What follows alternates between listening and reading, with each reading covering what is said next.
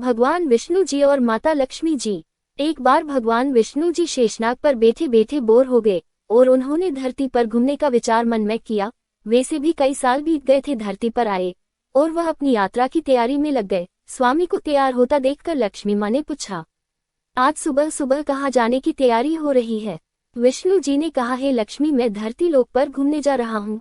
तो कुछ सोचकर लक्ष्मी माँ ने कहा, हे देव, क्या मैं भी आपके साथ चल सकती हूँ? भगवान विष्णु ने 2 पल सोचा, फिर कहा, एक शर्त पर। तुम मेरे साथ चल सकती हो। तुम धरती पर पहुंचकर उत्तर दिशा की ओर बिल्कुल मत देखना। इसके साथ ही माता लक्ष्मी ने हाँ कह के अपनी मनवा ली और सुबह सुबह माँ लक्ष्मी और भगवान विष्णु धरती पर पहुंच गए। अभी सूर्य देवता निकल रहे थे। रात बरसात होकर हटी थी। चारों ओर हरियाली ही हरियाली थी। उस समय चारों ओर बहुत शांति थी और धरती बहुत ही सुंदर दिख रही थी और माँ लक्ष्मी मंत्रमुग्ध होकर धरती को देख रही थी और भूल गई कि पति को क्या वचन देकर आई है और चारों ओर देखती हुई कब उत्तर दिशा की ओर देखने लगी पता ही नहीं चला। उत्तर दिशा में माँ लक्ष्मी को एक बहुत ही सुंदर बगीचा नजर आया और उस तरफ से भीनी भीनी खुशबू आ रही थी और बहुत ही सुंदर सुंदर फूल खिले थे। यह एक फूलों का खेत था और माँ लक्ष्मी बिना सोचे समझे उस खेत में गई और एक सुंदर सा फूल तोड़ लाए।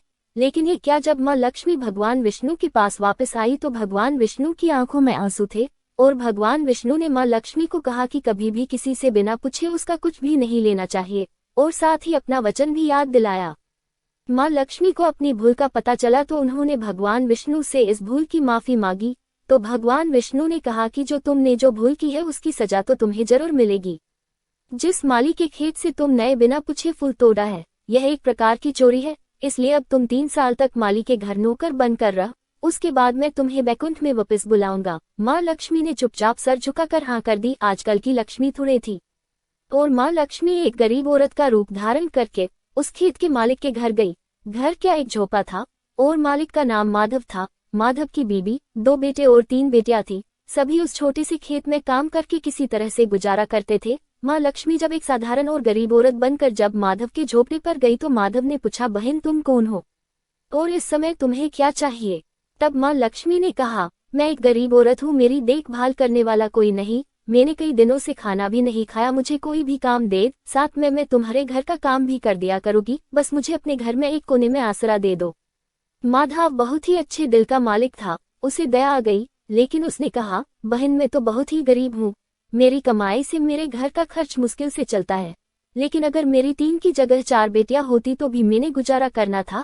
अगर तुम मेरी बेटी बनकर जैसा रूखा सूखा हम खाते हैं उसमें खुश रह सकती हो तो बेटी अंदर आ जाओ। माधव ने माँ लक्ष्मी को अपने झोपड़े में शरण दे दी और माँ लक्ष्मी 3 साल उस माधव के घर पर नौकरानी बनकर रही।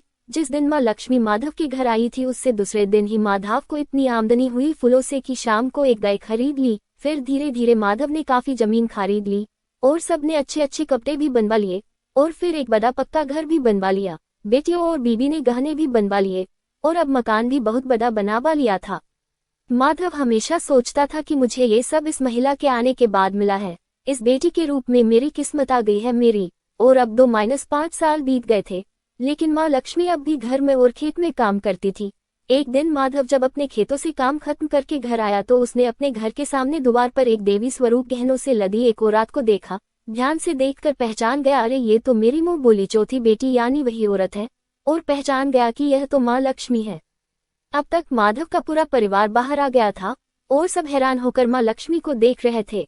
माधव बोला, है माँ हमें माफ कर, हमने तेरे से अनजाने में ही घर और खेत में काम करवाया है माँ, ये कैसा अपराध हो गया है माँ, हम सबको माफ कर दे। अब माँ लक्ष्मी मुस्कुराई और बोली, है माधव तुम बहुत ही अच्छे और दयालु व्यक्ति हो। तुमने मुझे अपनी बेटी की तरह से रखा, अपने परिवार के सदस्य की तरह से। इसके